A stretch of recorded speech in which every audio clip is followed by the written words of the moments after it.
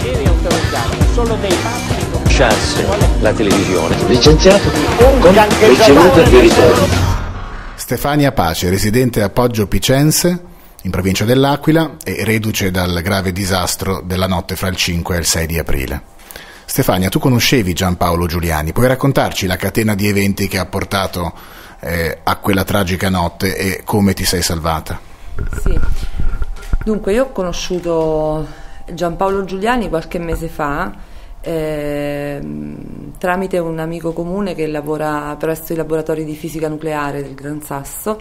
Ci siamo tenuti in contatto nei giorni successivi e lui mi spiegava come fare per avere, diciamo, una a spanne, diciamo così, guardando i grafici, per capire come si potevano prevenire questi terremoti, come fare per capire 6, 12 o addirittura 24 ore prima un evento sismico e addirittura sia l'intensità che la localizzazione dell'epicentro. Tutte le volte che ci siamo sentiti e che dopo ci sono state scosse, io già sapevo che ci sarebbero state, perché Giuliani mi ha sempre avvertito, diciamo, telefonicamente, quando io chiedevo il grafico così, e lui mi spiegava appunto ci sarà una scossa di 2,5 e puntuale la scossa arrivava. Quella sera, la sera del 6 appunto, verso le 8 e mezza ci siamo messi a cena e è arrivata una scossa di terremoto, al che ho acceso il computer, ho guardato il grafico e mi sembrava fuori da ogni canone precedente, perché raggiungeva un picco altissimo e al che subito ho voluto pensare che fosse rotto il rivelatore. Chiamando Giuliani, lui mi ha detto lo controllo, in quel momento non era lì davanti, comunque dopo averlo controllato mi ha detto beh sì, in effetti c'è una concentrazione di radon molto alta in questo momento e stiamo a vedere, insomma dovrebbe arrivare una scossa. Alle 11 c'è stata una scossa di 4,5, credo, se non ricordo male, al che io sono uscita di casa con mio figlio piccolo, perché l'altro figlio grande e mio marito non erano in casa, e ho chiamato di nuovo Giuliani, il quale mi ha detto guarda, a mezzanotte ne dovrebbe arrivare un'altra, e se tu sei in macchina non posso parlare più di tanto perché ho il telefono sotto controllo, sai, ho una denuncia che mi pende sul capo, quindi non ti posso dire di più, ma comunque per mezzanotte ne dovrebbe arrivare un'altra. Dopo la scossa di mezzanotte c'erano tante macchine lì fuori, è arrivata una persona della Protezione Civile di Paganica, che io non conosco ma la mia amica sì, e ha detto a tutti di rientrare in casa perché non c'era pericolo, di stare tranquilli. La Protezione Civile assicurava loro che era tutto sotto controllo e la situazione era normale, non c'erano allarmi, al che la maggior parte delle persone che erano lì fuori sono rientrate, perché la gente comunque si fida della Protezione Civile. Dopo ho richiamato Giuliani, dopo che è successo così, e lui mi ha detto che ci sarebbe stata una scossa più forte. Più o meno a che ora? Più o meno... A che ora l'hai chiamato? Prima dell'1, perché poi dopo che lui mi ha mandato, ci siamo sentiti per messaggio, lui mi ha mandato un messaggio dicendomi ci sarà un'altra scossa all'1 più forte, e io l'ho chiamato, lui mi ha detto se sei in macchina rimani in macchina, non rientrare perché ci sarà una scossa più forte, al che con la mia amica Patrizia abbiamo pensato che magari era il caso di avvertire tutte quelle persone, anche perché noi ci trovavamo in località Il Colle di Paganica, e il Colle è un posto dove ci sono tutte case di pietra, tutte case vecchie, tutte case magari mai ritoccate, mai ristrutturate, per cui come poi è stato si sono sbriciolate.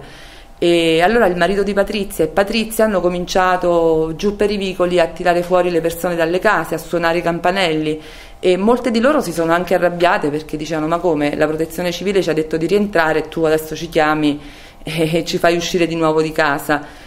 E con vari, diciamo, escamotage, Antonio e Patrizia e anch'io siamo riusciti a tirare fuori le persone dalle case, quelle almeno che ci hanno dato retta, tra cui 3 o 4 famiglie macedoni con bambini piccoli, e dopo alle 3 c'è stata la scossa e abbiamo visto le case che si sbriciolavano proprio ci si sbriciolavano davanti agli occhi, e i fili della corrente che prendevano fuoco, insomma un inferno, e le persone che erano lì erano vive comunque, quindi questo è stato almeno Giuliani indirettamente, perché lui non sapeva che io mi trovavo a Paganica, non ricordo se gliel'ho detto, comunque ha salvato molte vite in questo caso, perché Paganica, tra l'altro la mia amica Patrizia mi ha mandato messaggi anche all'altra parte di Paganica, cioè località Sant'Antonio, dove di nuovo è una località molto vecchia del paese, e le persone sono uscite di casa anche da lì.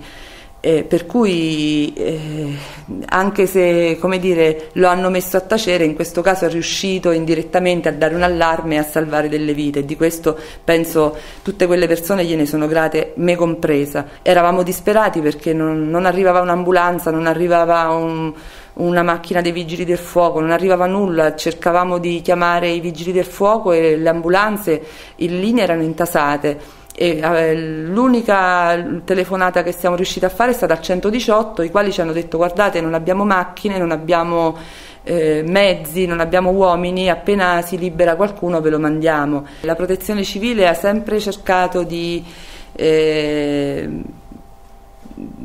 non creare allarme, ma in realtà l'allarme c'era, bastava soltanto far uscire di casa le persone, almeno dei centri storici, per non causare tutte quelle vittime. Se pensi che noi, Poggio Picense è un paese di circa 700-800 abitanti, ci sono stati 5 morti tutti nel centro storico, cioè vicino casa mia, tra cui 3 bambini, e quello poteva essere evitato. Io ho parlato un paio di giorni prima dell'evento sismico catastrofico con l'assessore all'ambiente di Poggio Picense, che tra l'altro fa parte della Protezione Civile di Poggio Picense, e gli ho detto: guarda che secondo me dovremmo montare qualche gazebo, dovremmo cominciare a preoccuparci, perché questi eventi sismici potrebbero essere preludio di qualcosa di più grande. Io ero in contatto con Giuliani, lui lo sapeva che io ero in contatto con Giuliani, non mi hanno mai chiesto nulla, e lui per tutta risposta si è messo a ridere, mi ha detto semplicemente: i terremoti non si possono prevedere, nessuno è in grado di prevedere terremoti.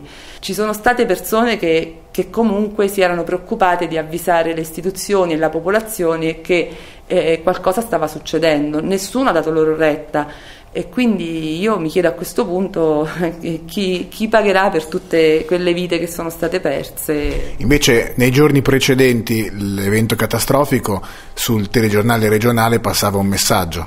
Sì, passava il messaggio: non date retta ai ciarlatani, no? Perché i ciarlatani dicono che prevedono i terremoti e invece i terremoti non si possono prevedere. Questo insomma ci fa capire anche quanto l'informazione sia stata in qualche modo complice di tutte queste morti, perché in realtà un'informazione che dice state tranquilli ci sta dicendo: guardate che pure se c'è un terremoto del 4° grado non uscite di casa, tanto non c'è nessun pericolo. Io ricordo quando ero bambina che c'erano terremoti, comunque nel nostro territorio ce ne sono sempre stati terremoti. Appena si sentiva una scossa di terremoto si usciva in strada, si dormiva nelle macchine, quindi e nessuno ti veniva a dire rientra in casa perché non c'è pericolo. Per cui ora, voglio dire, la gente si è fidata, sbagliando si è fidata. Tu hai seguito gli eventi del caso di Sulmona, per i quali lui ha ricevuto l'avviso di garanzia, sai com'è andata?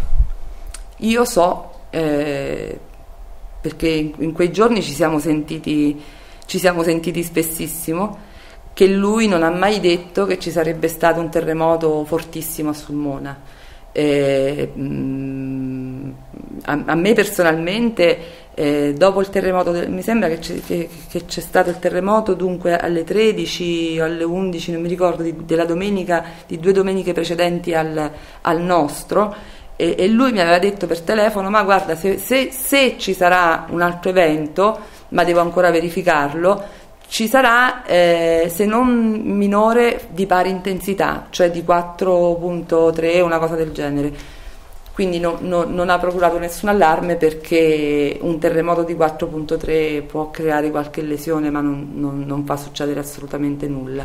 Giuliani ha beneficiato di fondi per le sue ricerche? Non ha beneficiato assolutamente di nulla, anzi io so addirittura che ha acceso dei mutui anche contro il parere dei suoi familiari, quindi è una persona assolutamente in buona fede. e so che agisce per il bene della collettività e non per interessi personalistici, a differenza di molti invece che lo fanno diciamo indistintamente, politici e non, diciamo. Quindi se molta gente la notte tra il 5 e il 6 all'Aquila e dintorni si è salvata, forse lo deve anche a Giuliani. Credo proprio di sì, credo proprio di sì.